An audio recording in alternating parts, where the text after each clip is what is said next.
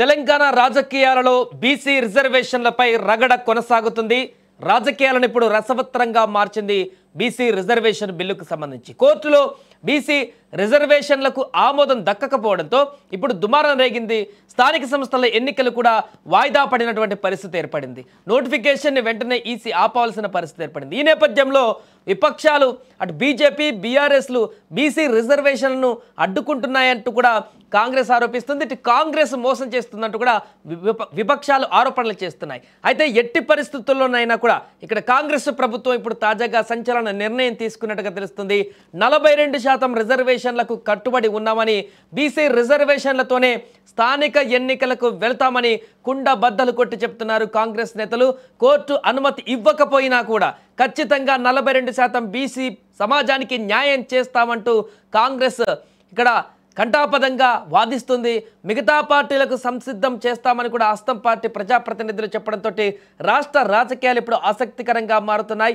ఏదేమైనా కూడా ఇప్పుడు ఎలాంటి పరిస్థితులు ఉన్నా కూడా వాయిదా పడినా కూడా కాంగ్రెస్ మాత్రం ఎట్టి పరిస్థితుల్లో కూడా వెనకడుగు వేసేటువంటి పరిస్థితి కనిపించట్లేదు.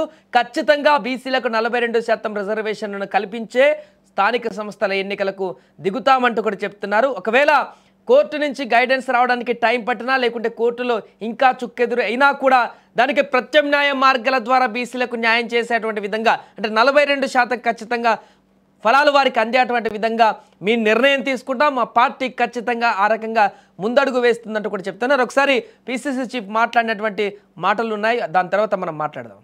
అసలు బీసీలకి రిజర్వేషన్ ఇవ్వడం ఇష్టం లేనటువంటి బీఆర్ఎస్ బీజేపీ పార్టీ ఇన్ని ప్రయాసాలు ఓర్చి మేము ఎన్ని కార్యక్రమాలు చేర్చి ఉన్న ఆప్షన్స్ అన్ని కూడా అవైల్ చేసుకొని ఎట్టి పరిస్థితుల్లో 42% రిజర్వేషన్ ఇవ్వాలనే చిత్తశుద్ధితో మేము గత సంవత్సరం కాలంగా చేసినటువంటి కార్యక్రమాలన్నీ కూడా తెలంగాణ ప్రజలు గ్రహిస్తూ ఉన్నారు. బీజేపీ బీఆర్ఎస్ పార్టీ లోపాయికారి ఒప్పందంలో ఉండి ఇవాళ బీసీలకి రావాల్సినటువంటి నోటికాడు ముద్దని తలదన్న విధంగా వ్యవహరించిన పార్టీలు బీజేపీ బీఆర్ఎస్ పార్టీ. సో అది మొత్తానికి ఖచ్చితంగా 42% రిజర్వేషన్ బీసీలకు అనేది ఖచ్చితంగా మేము అమలు చేస్తామంటూ కూడా అక్కడ వారు చెప్తున్నారు క్లియర్ కట్గా. దీనికి కొన్ని ఆప్షన్స్ అయితే మనకు కనిపిస్తున్నాయి. ఒకటి, కోర్టులో క్లియరెన్స్ రావాలంటే ఇప్పుడు చట్టం చేసినటువంటి దాన్ని జీవో అనేది గవర్నర్ సంతకం చేసి ముందుకు వెళ్తే పూర్తిగా ఎలాంటి అడ్డంకులు ఉండవు, ఇంకా తొలగిపోతాయి. బట్ అక్కడ పరిస్థితి సంతకం చేస్తారా లేదా అనేటువంటి క్వశ్చన్ మార్క్ అవుతుంది. ఇంకా వారాల గడువు ఉంది.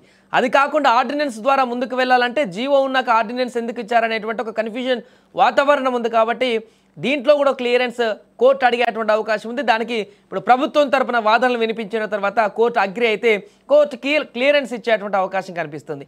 ఈ రెండూ కాకపోతే ఇంకా ఏ రకంగా కూడా ఇది పూర్తిగా అవ్వట్లేదు, 50% మించకూడదు రిజర్వేషన్లు అని చెప్పేసి రాజ్యాంగం నుంచే ఉన్నటువంటి దాన్ని మించకూడదంటూ కోర్టు క్లియర్గా గైడ్లైన్స్ ఇస్తే, ఒకవేళ వీళ్ళు సుప్రీం కోర్టు తలుపు తడితే సుప్రీంకోర్టు ఇప్పటికిప్పుడు సరే ఎలాగో నోటిఫికేషన్ అంటే షెడ్యూల్ విడుదల చేశాం కాబట్టి స్థానిక సంస్థల ఎన్నికలకు సంబంధించి ఒక ఎన్నికలకు ముందుకు వెళ్ళండి అని చెప్పేసి మూవ్ అయితే అలా క్లియర్ వచ్చేస్తుంది. అలా కూడా కాంగ్రెస్ ప్రభుత్వానికి ఇబ్బంది లేదు. బట్ అక్కడ కూడా హైకోర్టు వాదనని కనుక సమర్థించినట్లయితే ఇంకా ప్రత్యామ్నాయ మార్గం ఒకటి ఉంది కాంగ్రెస్ పార్టీకి. అది ఇప్పుడు మహేష్ కుమార్కి చెప్పినట్టుగా ఖచ్చితంగా 42% బీసీలకు రిజర్వేషన్ ఫలాలను అందించేటువంటి ఏకైక మరొక మార్గం కాంగ్రెస్ పార్టీ నుంచి, అంటే ఈ యొక్క స్థానిక సంస్థల ఎన్నికలలో పోటీ చేయాలనుకుంటున్నటువంటి అభ్యర్థులందరూ కూడా ఎవరైతే ఉన్నారో రాష్ట్ర వ్యాప్తంగా అన్ని గ్రామాలలో వారికి 42% రిజర్వేషన్ బీసీలకు అనేది పార్టీ యొక్క స్టాండ్ తీసుకొని పార్టీ పరంగా తమ పార్టీకి చెందినటువంటి బీసీ నేతలనే 42% వరకు కూడా పోటీలో దించుతారు.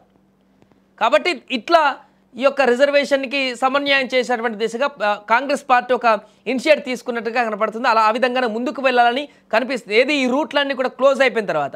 అంతేకాదు మిగతా పార్టీలను కూడా, అంటే బీఆర్ఎస్ బీజేపీ పార్టీలను కూడా ఒప్పించేటువంటి ప్రయత్నం చేస్తాం. ఆ పార్టీలో ఉన్నటువంటి బీసీలను కూడా 42% వరకు ఇచ్చేటువంటి విధంగా ముందుకు తీసుకువెళ్ళేటువంటి ప్రయత్నం కూడా చేస్తామంటూ వారు చెప్తున్నారు. సో ఇది కనుక వర్కౌట్ అయితే ఒకవేళ బిల్లుతో సంబంధం లేకుండా ఆర్డినెన్స్తో సంబంధం లేకుండా అనుకున్నటువంటి రాజకీయ ప్రతిఫలం అయితే లభించనుంది బీసీలకి. బట్ ఇక్కడ బీసీ రిజర్వేషన్ అనేటువంటి అంశానికి సంబంధించి తాత్కాలిక ఉపశమనం లభిస్తుంది 42%. ఇప్పుడు చెప్పినట్టు పార్టీల పరంగా కూడా సీట్లు ఇచ్చినా కూడా.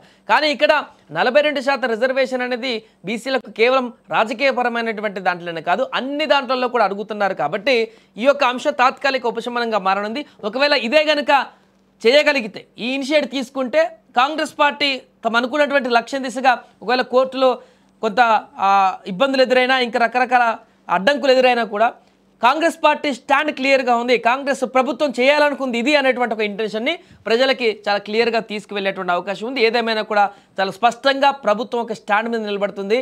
42% బీసీ రిజర్వేషన్లు అమలు చేసేటువంటి దిశగా ప్రణాళికలు రచిస్తూ ఎన్నికలు మరిన్ని రోజులు ఆగకుండా అది కూడా పూర్తి చేసేటువంటి విధంగా ఎన్నికలను పెట్టే విధంగా నాలోపే వీటన్నిటిని సాల్వ్ చేసి ఇన్కేసు కుదరకపోతే ఎన్నికలు ఇంకా వాయిదా వేయకుండా ఆల్రెడీ 1 year దాటిపోయింది. ఎన్నికలను పూర్తి స్థాయిలో ఇక నిర్వహించి పార్టీల పరంగా 42% బీసీ రిజర్వేషన్లు ఇచ్చి ముందుకు వెళ్ళేటువంటి ఒక అవకాశం అయితే స్పష్టంగా కనిపిస్తోంది.